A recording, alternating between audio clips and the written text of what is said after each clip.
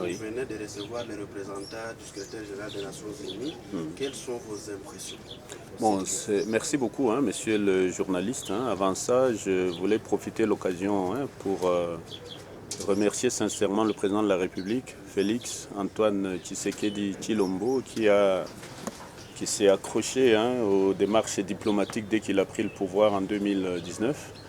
Il a initié une offensive diplomatique au niveau mondial et aujourd'hui, cette offensive est en train de payer. L'accord qui vient d'être signé à Washington en est une preuve éloquente. Par cet accord qui va mettre ensemble le Rwanda et la RDC pour la paix, la sécurité, la stabilité au sud et au nord Kivu est un espoir pour nos populations des territoires occupés qui souffrent des graves violations des droits de l'homme. Il y a des milliers de cas de viols, d'enlèvements, des cas de torture, des pillages systématiques des biens dans les territoires occupés et lesquels biens sont emportés vers le Rwanda sans aucun développement local. Et donc c'est un motif de satisfaction. S'ils arrivent ici, je suis ravi. Monsieur Bruno Le Marquis, représentant adjoint du secrétaire général des Nations Unies et coordinateur résident de ce système en RDC, est un ami du Congo, c'est un habitué du Congo. Ça fait très longtemps qu'il est opérationnel ici. Et notre voix porte.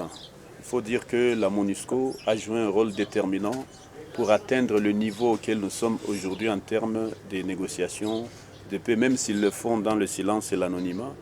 Vous savez aussi qu'avec lui et des acteurs humanitaires, beaucoup de nos compatriotes militaires, notamment qui étaient bloqués dans les zones M23, ont pu regagner leur famille à Kinshasa. Il y a des ponts aériens qui ont été faits, il y a de la nourriture qui nous est parvenue dans les camps de réfugiés. Et nous lui avons encore demandé de l'aide, demandé à la communauté internationale que l'Assemblée provinciale opère ici, n'a pas de véhicule, n'a pas de moyens, n'a pas de bureau, n'a rien. La province, pareil, on travaille dans des conditions très difficiles. 90% des taxes sont prises par le M23 et le Rwanda. Et donc, s'il pouvait aussi faire un geste, comme il l'a dit, c'est des choses qu'on a déjà examinées. C'est des hypothèses qui sont sur la table avec possibilité de nous aider. Maintenant, le message que vous voulez passer ici, ça montre que la sécurité revient, la paix, la stabilité revient ici. Sinon, ils ne pouvaient pas venir ici. C'est un message d'encouragement aussi. Ils sont venus nous encourager, dire nous sommes conscients des efforts et de la résilience de la population. Et votre présence ici nous rassure, nous renforce, nous réconforte. Et vraiment, au nom de toute la population, au nom du chef de l'État qui m'a dépêché de venir ici pour que je sois là avant et pendant que vous êtes là, je suis très content. Je vous remercie beaucoup. Je remercie tout le système des Nations Unies, la communauté humanitaire. Et nous comptons beaucoup sur le rôle que la MONUSCO va encore jouer ici au sud Kivu, à l'est du Congo, pour renforcer la protection de la population civile, promouvoir les droits de l'homme et assurer l'intégrité territoriale de la RDC. Maintenant, le message que je voulais passer ici, c'est de dire que les humanitaires travaillent partout pour la population, aussi bien dans les zones occupées que dans les zones sous contrôle de l'État. Donc il peut arriver des moments, des situations où les humanitaires qui opèrent là-bas à Bukavu, une zone occupée, puissent venir faire le même travail ici à Fizi, Mwenga, Shabunda, Uvira. Nous devons les accueillir comme tels.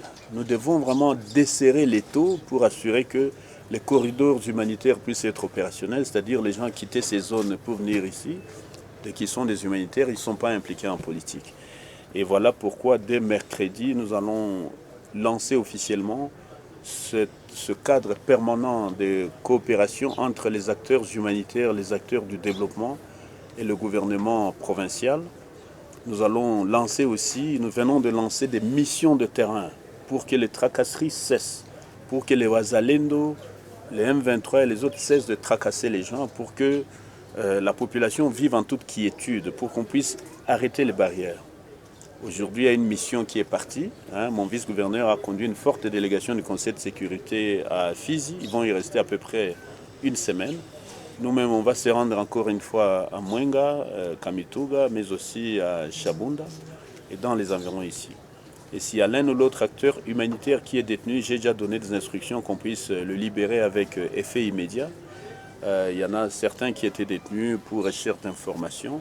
Et donc ces humanitaires sont là pour nous accompagner, pour nous aider Et nous devons être flexibles dans la manière de faire les choses. Pour ne pas faire durer le processus, je tenais à vous remercier aussi, à remercier la presse, parce que dans des conditions difficiles, vous avez quand même relayé les messages pour que la paix revienne ici. Et je peux vous assurer que la justice va revenir aussi. J'ai déjà parlé avec le ministère de la Justice à Kinshasa pour que la prison refonctionne, pour que le parquet puisse refonctionner. Et à partir de la semaine prochaine, le reste d'équipements de la police, c'est-à-dire les engins, les armes et les munitions qui étaient restés au Burundi, vont traverser ici pour que notre police soit totalement opérationnelle et qu'on n'ait plus de Wazalendo en train de surveiller ici et là. Et que les taxes reviennent dans les caisses de l'État, ainsi de suite. Donc voilà un peu le message qu'il voulait passer, en remerciant Monsieur le représentant adjoint du secrétaire général des Nations Unies en RDC et toute l'équipe qui l'a accompagné, que ce soit OCHA, le PAM, le PNUD. Nous avons aussi le chef de la sécurité au niveau national, le chef de UNDSS, le bureau que nous avons en face ici. Nous vous remercions beaucoup. Mheshimiwa,